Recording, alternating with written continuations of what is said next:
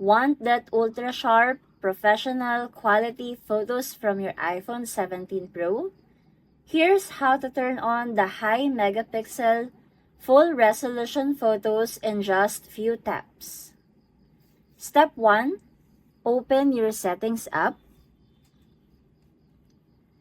and then scroll to camera.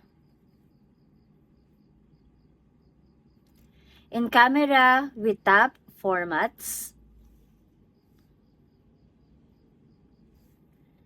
And then under the photo mode, you can choose the megapixel from 12 megapixel, 24 megapixel, or even 48 megapixel.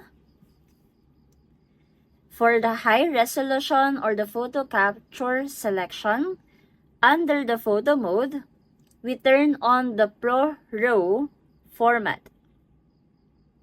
It should be turned on and has a highlight of color green like this.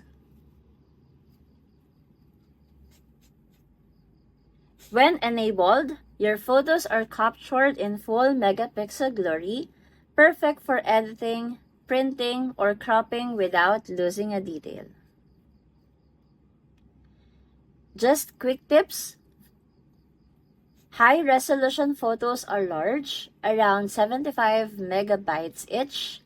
Use this mode for landscapes or pro shots, not quick snaps.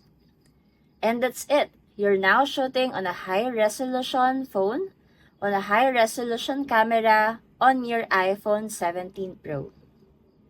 Like and follow for more iPhone 17 Pro quick tips.